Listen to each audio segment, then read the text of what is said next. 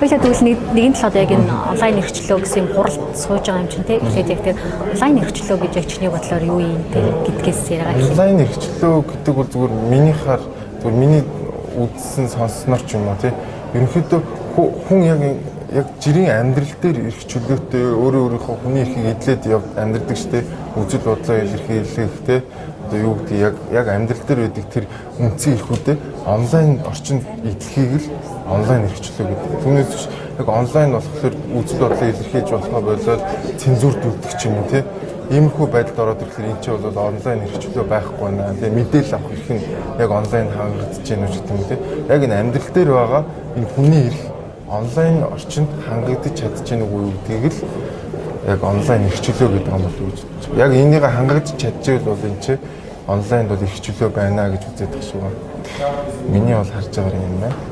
Тэгэхээр чи өглөөнөөс хойш энэ хуралд сууж байгаа илэрхийлүүдийг сонсч байна. Тэгэхээр яг энэ голдоо өнөө өглөө бол голдоо Европын орнуудаас ирсэн төлөөлөгчид хэллээ. Тэгээ өөрсдийнх нь орнуудад байдал ямар байгааг маш товч тодорхой товчтой мэдээллүүдийг өгч танилцууллаа шүү. Тэгэхээр тэр илэрхийлүүдийг сонсоод чамд яг юу гэж бодоод бид нар тэр эрхчлөгөөрөө хаана явж байгаа. Би нөгөө зохион байгуулалтын багт байгаа учраас яг сайн сонсч чадсан гоо гэдэг.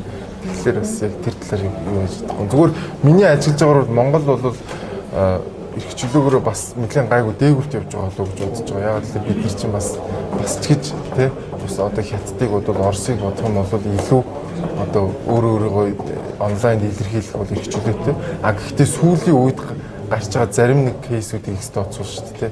Манай сүүлийн үед бас нөгөө онлайн орчинд хуугны үзэл бодлыг илэрхийлэх эрхийг хаасан, боогдуулсан, бүр шүүхээс хүртэл шийдвэр гарсан тохиолдол Монгол гарсан шүү дээ. Иймэрхүү байдлаар сүүлийн үед бол онлайн орчин бас хаах, боох, төрийн оролцоо орохдоо иймэрхүү явдлууд бас гарч ирээд байгаа тийм. Тэрийг стооцсон бол Монгол бол бас онлайн орчны хувьд бол харьцангуй эрхчлөлтөд орно гэж би бол боддог байна. Тэгэхээр чи Twitter Тэгэхээр бид нар илүү нөгөө одоо сүүлийн үед гарч байгаа энэ асуудлууд дээр илүү анхаарал тавиад илүү энэ онлайн орчин тухайн одоо Монгол улсын олж авсан энэ нөгөө хүний эрхийг хангадаг тий үзэл бодлоо илэрхийлэх эрхчлөлөөг хангадаг энэ юугаа бид нар алдахгүй байх хэрэгтэй байхгүй тий сүүлийн үед гарч байгаа энэ алдаануудаа бид нар засах хэрэгтэй л гэж боддог. Тэгэхээр чи Twitter жишээлбэл Амраа Либерти гэдэг нэрээр жирэгдэг. Тэгэхээр хэр удаан жирэгж юм ер нь? Би ерөнхийдөө 2009 оны 8 сараас хойш жирэгж байна. Тэгэхээр ч одоо хэд гэсэн үг вэ? 2009 чинь баг 6 жил болох гэж байна. 6 жил орчим жирэгж байна. Тэгээд ерөнхийдөө ингээд 6 жилийн хугацаанд сүүлийн үед бол Twitter-ыг бол сүүлийн 2011 оноос хойш бүр айгүй хүчтэй монголчууд их хэрэглэдэг болсон. Тэгээд Twitter-ийн давуу тал юу юм бэ гэхээр нийгэм ингээд хилцүүлэг гэдэг маань асуудлыг байнга нэг илүү тийм одоо бодтойгоор харахад айгүй тусалдаг. Тийм учраас энэ нийгмийг цэвэрших, нийгмийн сэтгэлгээ хөгжөхөд бол энэ хилцүүлэг, тийм нийгмийн хилцүүлэг, жиргээ тэгээд илүү хурдтай мэдээлэл солилцоход бол Twitter маш сайн нөлөө үзүүлж байгаа. Хүмүүсийг илүү нөгөө улс төрийн мэдээллийг илүү хурдан авчиж байдаг юм уу. За улс төрийн гэлтгүй юу? 9 шүдийн мэдээлэл, олон улсын мэдээллүүд, Reuters гэдэг чинь дэлхийд болсон мэдээллийг хамгийн хурдан Twitter дээр тавьж шүү дээ. Тэгэхээр энэ бол айгүй үр өгөөчтэй байх шиг санагдаад байна. Тэгээ тэрнийхээ хэрээр хүмүүс айгүй сайн мэдээлэлтэй болж байна. Яг надад бол яг хэдийгээр тэр Twitter дээр жирэгжиж байгаа хүмүүс нь бол мэдээж тооныхоо хувьд бол харьцангуй цөөн тооны хүмүүс байгаа боловч яг л ялцчгүй одоо нийгмийн амьдралд илүү идэвхтэй мэдээлэл ойр байдаг хэсэг бүлэг хүмүүс тэнд нэгдээд байна л да. Яг зарим хэсэг нь бол бас сүргээр хардаг. Тэг хийх ажилгүй хүмүүс ингээд энэ Twitter-д цугулчиж гэдэг юм уу? Эсвэл энэ сошиал медиа ч ганц Twitter биш те Facebook гэх мэт энэ сошиал медиа ч амт харилцаад үгүй болоод байна гэх мэт сөрөг бас шүүмжүүд байдаг шүү дээ. Тэгэхээр энийг яаж давж туулах вэ? Энэ бол ерөөсөө хувь хүний өөрийнхөө л асуудал байхгүй юу? Ерөөсөө энэ бол хувь хүний өөрийнхөө цагийнхаа менежментийг яаж хийж байгаа, өдрийнхөө хэдэн цагийг юундаа зарцуулах вэ гэдэг хувь хүний өөрийнх нь асуудал байхгүй тийм. Тэгэхээр энийг ямар нэгэн байдлаар буруу ч юм уу зөв гэдэг эсвэл бол энийг ингэх ёстой тэгэх ёстой гэдгээд хэрэггүй байх гэж бодож байна. Хүн угаасаа өөрөө за би энд арай л жоохон их цаг зарцуулаад энэ даа ч гэх юм уу тийм. Тэрийг бол хүн өөрөө мэдж байгаа ш. Тийм учраас энэ бол хувь хүн өөрөө менежмент хийгээд өөрөө төлөвлөд явах л асуудал гэж бодож байна. А түүнээс биш бол одоо юу гэдэг тийм ямар нэгэн байдлаар зохицуулах гал эсвэл одоо яа гэдэг өөр нэг юм хайрцаглал хийх гэдэг хэрэг байхгүй гэж.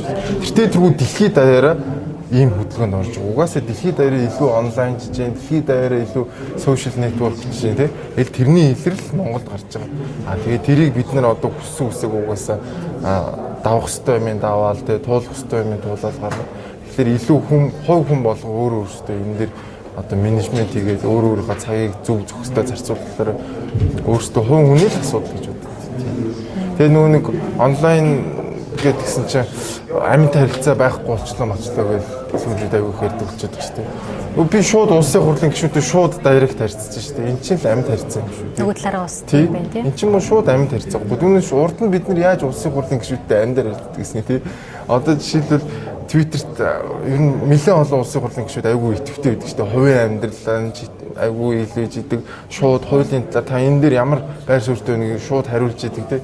Энд чинь аягүй амьд харилцаа. Урд нь бол бид нар ингэж харьцаж чаддгүй шүү дээ. Энд чинь аягүй давуу тал гэж харж байна л да.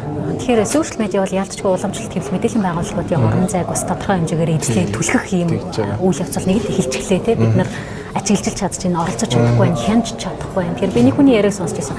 Дахиад нэг 5 жил бол Twitter, Facebook яг энэ ирчээрээ бол манай нийгэмд хүчтэй нөлөөлөх хэвээрээ байна гэж чи энэтэй санал нийлэх үү? Би бол яг ирээдүг бол яг хэлж мэдэхгүй. Улам л одоо онлайн орчин улам л хүрээгээ тэлэх бах.